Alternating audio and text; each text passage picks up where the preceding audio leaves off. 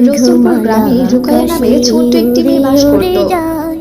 তার বাবা ব্যবসা করত এবং ব্যবসার কাজে প্রায় সময় বাড়ির বাইরে থাকতো।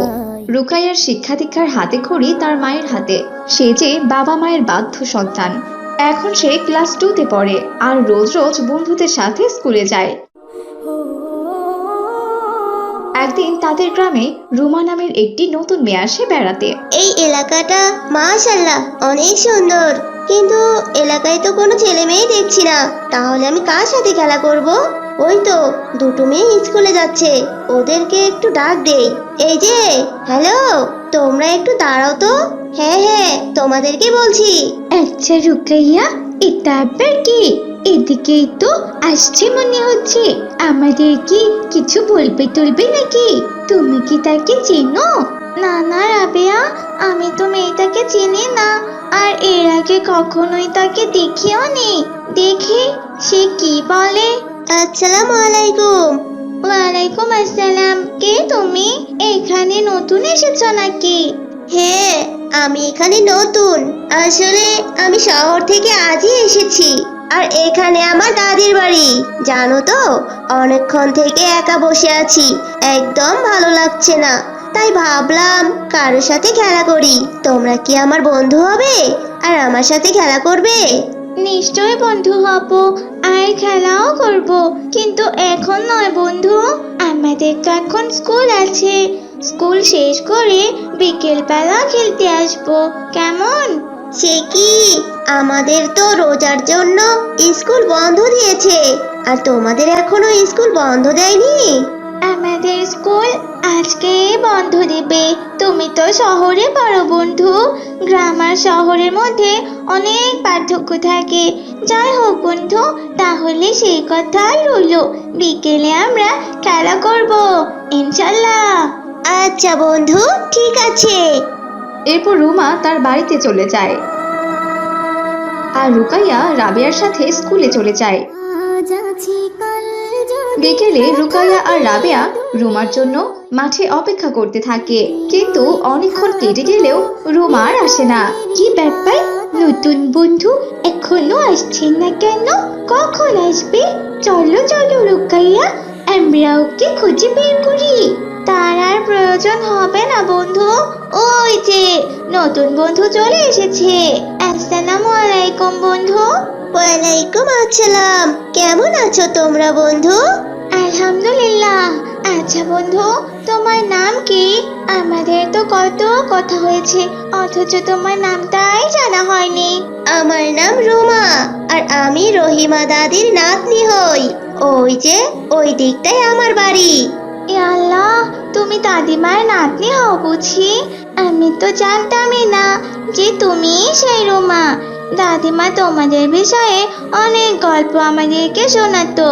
আরেকটা মেয়ের নামও বলেছিল, ওর নামটা আমার ঠিক মনে নেই, কিন্তু মেয়েটা নাকি একদমই কথা বলতে পারে না। দাদিমা ওই মেয়েটাকে নিয়ে খুব চিন্তা করে। ও তো তোমার বড় বোন হয়, তাই না? ও, তোমরা রাইসার কথা বলছো, তাই না? ও তো আমাদের বাড়ির কাজের মেয়ে। কিন্তু দাদিমা তো বলেছিল ও নাকি দাদিমার বড় নাতনি হয়। আসলে আমার মা ওই মেয়েটাকে রাস্তায় কুড়িয়ে পেয়েছিল, তাই মানবতা দেখিয়ে বাড়িতে নিয়ে এসেছে। তার 2 বছর পরে আমার জন্ম হয়। আমি হওয়ার আগেই দাদিমা ওই রাইসাকে নাতনির মতো আদর যত্ন করত, তাই সবার কাছে নিজের নাতনি বলেই পরিচয় করিয়ে দেয়। ও আচ্ছা, এবার বুঝতে পেরেছি। যাই হোক বন্ধু, এসব কথা বাদ দাও। কাল থেকে স্কুল তো বন্ধ, আর কয়েকদিন পরে তো রোজা শুরু। তাই এখন মন ভরে একটুখানি খেলা করে নেই। আজকে আমরা কানামাছি খেলবো, কেমন? আচ্ছা বন্ধু, ঠিক আছে, তাই হবে, চলো। এরপর তারা কানামাছি খেলতে থাকে। কিছুক্ষণ পর সেখানে রাইসা চলে আসে, আর রাইসাকে আসতে দেখে রুমা ভীষণ রেগে যায়। ওহ, তুই এখানে এসেছিস কেন? হ্যাঁ, তোকে না বলেছি তুই একদম এখানে আসবি না। সব সময় আমার পিছু পিছু ঘুরঘুর করবে, আর আমাকে খেলতে দেখলেই খেলতে চাইবে। যা যা, বাড়িতে যা আর কাজ কর গিয়ে। রুমার এমন কথা শুনে রাইসা চুপ করে দাঁড়িয়ে থাকে, কারণ সবার মতো তারও কানামাছি খেলতে খুব ইচ্ছে করছে, তাই সে আর বাড়িতে যায় না। বুঝতে পেরেছি, এভাবে তুই এখান থেকে যাবি না, তোকে উত্তম মাধ্যম দিতে হবে। তারা দেখাচ্ছি। এই বলে রুমা রাইসাকে মারতে যায়, আর রাইসা রুকাইয়ার পেছনে গিয়ে লুকিয়ে পড়ে। রাইসা রুমাকে খুব ভয় পেত, তাই সে ভয় পেয়ে কাঁদতে থাকে। বোবামি রাইসার কান্নার শব্দ কেউই শুনতে পায় না, কিন্তু তার চোখ দেখে রুকাইয়া বুঝতে পারে যে সে কতটা কষ্ট পেয়েছে। ইয়া আল্লাহ, রুমা বন্ধু, তুমি কি করছো তাকে?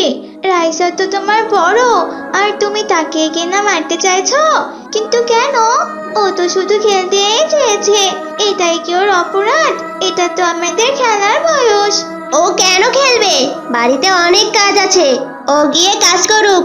আমি আর ও কি এক হলাম নাকি? নিশ্চয়, নিশ্চয় তোমরা দুজন এক। দুজনেই তো এক আল্লাহ তাআলার সৃষ্টি। সেও মানুষ, তুমিও মানুষ। আজ যদি রাইসার জায়গায় তুমি থাকতে, তাহলে কি তুমি এমনটা করতে পারতে? বোবা মেয়ের কষ্ট তুমি বুঝবে না রুমা বন্ধু। দয়া করে তুমি আর রাইসার উপর জুলুম করো না। জুলুমকারীকে মহান আল্লাহ তাআলা একদমই পছন্দ করেন না।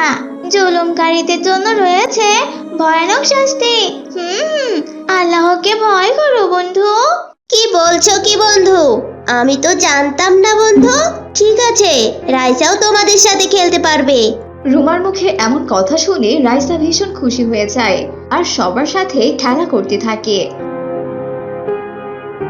ঠিক তখনই রূপা সেখানে চলে আসে। বাড়ির সব কাজকর্ম রেখে আমার মেয়ের সাথে তাল মিলিয়ে খেলা হচ্ছে? এই রাইছা, এই তোর মুখের সাথে কি কানের মাথাও খেয়েছিস? 1 ঘন্টা থেকে ডাকাডাকি করছি। তোর বাবা এক গাদা বাজার নিয়ে এসেছে, রমজানের বাজার দিয়ে রান্নাঘর ভরে গেছে। যা তো যা, ওগুলো গোছাগুছি কর। রূপার কথা শুনে রাইসা সেখানেই দাঁড়িয়ে থাকে। আসলে রাইসা অনেক বছর পর খেলাধুলা করার মতো বন্ধু পেয়েছে, তাই সে যেতেই চাইছিল না।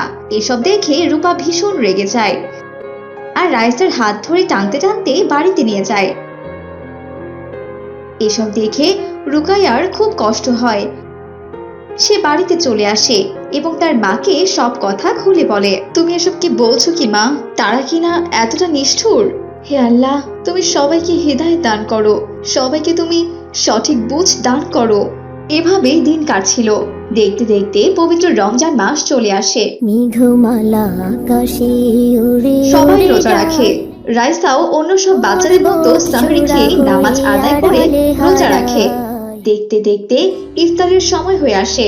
রাইসা তার দাদিমার সাথে মিলে ইফতার বানায়। মা, আপনারা কি পাগল নাকি বলুন তো?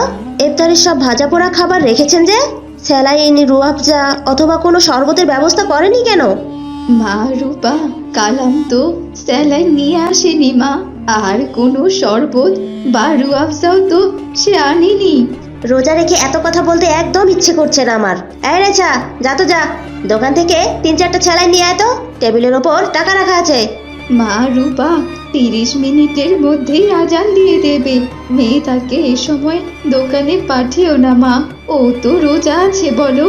তাছাড়া দোকান তো অনেক দূরে, যেতে যেতে আজান দিয়ে দেবে। ও কোথায় ইফতার করবে বলো তো? সেটা কি আমি জানি? তাতে কি হয়েছে মা? একটু পরে ইফতার করলে মরে যাবে না তো? রাইছা, তুই যা। রূপার এমন কথায় রাইসা দোকানে যাওয়ার জন্য বের হলে তার সাথে তার দাদিমাও বেরিয়ে আসে। চল বুবু চল, এসব কিছুই হয়তো আমাদের ভাগ্যে লেখা ছিল। আল্লাহ, তুমি আর এই মা মরা মেয়েটাকে কষ্ট দিও না, ওর একটা ব্যবস্থা করে দিও। বৃদ্ধা যখন রাইসাকে নিয়ে রুকাইয়াদের বাড়ির সামনে দিয়ে যাচ্ছিল, তখন রুকাইয়া তাদেরকে বাড়িতে ডাকে আর ইফতারের দাওয়াত দেয়। দাদিমা, তুমি এই সময় রাইসাকে নিয়ে কোথায় যাচ্ছ? স্যালাইন কিনতে যাচ্ছি। ওর সৎমা ওকে একদম দেখতে পারে না রুকাইয়া বুবু। সারাদিন মেয়েটাকে কথা শোনায় আর গালাগালি করে। কি বলছো কি?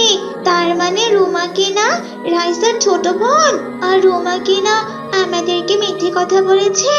আস্তাগফিরুল্লাহ। হ্যাঁ বুবু, রাইসার মা তো ওর জন্মের সময়ই মারা গিয়েছিল। তারপর আমার ছেলেটা রূপাকে বিয়ে করে। কিন্তু রূপা আগে খুব ভালো ছিল, তবে রুমা হওয়ার পর থেকে রূপা আর রাইসাকে একদম দেখতে পারে না, খুব খারাপ ব্যবহার করে। এই বোবা মেয়েটাকে যে কত কিছু বলে কে জানে। আল্লাহ তাআলা ওর জবান দিলে হয়তো ও সব কথা বলতে পারতো। মেয়েটা রোজাও রেখেছে, নামাজও পড়েছে, বাড়ির কত কাজ করেছে, তবুও সে রূপার কথার অবাধ্য হয়নি। ওকে নিয়েই তো আমার যত চিন্তা। খালামা, আল্লাহর উপর ভরসা রাখুন, সবকিছু ঠিক হয়ে যাবে। আর রাইসা মা আজ থেকে আমাদের বাড়িতেই থাকবে। রুকাইয়া, রাইসাকে তুমি সব সময় তোমার বোনের মতো করে ভালোবাসবে মা, আর আমিও রাইসাকে নিজের মেয়ের মতো স্নেহ করব। আর খালাম্মা, আপনিও আমাদের বাড়িতেই থেকে যাবেন, কেমন? আমাদের তো আল্লাহ তাআলার রহমতে কোনো কিছুরই অভাব নেই। আপনাদের দুইটা মানুষের খাওয়া পড়ার কোনো কষ্ট হবে না। রিজিকের মালিক তো আল্লাহ তাআলা, একদম চিন্তা করবেন না খালাম্মা। জাযাকাল্লাহ। ইয়া আল্লাহ, তুমি কার কপালে কি রেখেছো তা তুমি ছাড়া অন্য কারো বোঝার ক্ষমতা নেই। সত্যি তুমি মহান। পবিত্র রমজান মাসে যে এইভাবে আমাদের ভাগ্য বদলে যাবে তা তো আমি বুঝতেই পারিনি। আলহামদুলিল্লাহ। এদিকে রুকাইয়ার সাথে থাকবে শুনে রাইসা অনেক খুশি হয়ে যায়। এতদিনে হয়তো রাইসার জীবনে শান্তি ফিরে এসেছে। এদিকে রাইসা আর রুকাইয়া রমজান মাসে কুরআন তিলাওয়াত সহ অনেক অনেক আমল করে। এভাবেই বোবামের রমজানের দিনগুলো কাটতে থাকে, আর পবিত্র রমজান মাসে তার সকল কষ্ট দূর হয়ে। সালামু আলাইকুম বন্ধুরা, আমাদের ভিডিওগুলো যদি তোমাদের ভালো লাগে তাহলে লাইক, কমেন্ট এবং বেশি বেশি শেয়ার করো। আমাদের সাথে এমন নতুন নতুন দোয়া শিখতে আমাদের চ্যানেলটি সাবস্ক্রাইব করে রাখো এবং পাশে থাকা বেল আইকনটি ক্লিক করে রাখো, যাতে করে আমরা নতুন ভিডিও ছাড়লেই তোমরা বুঝতে পারো। আসসালামু আলাইকুম। সবাইকে ধন্যবাদ।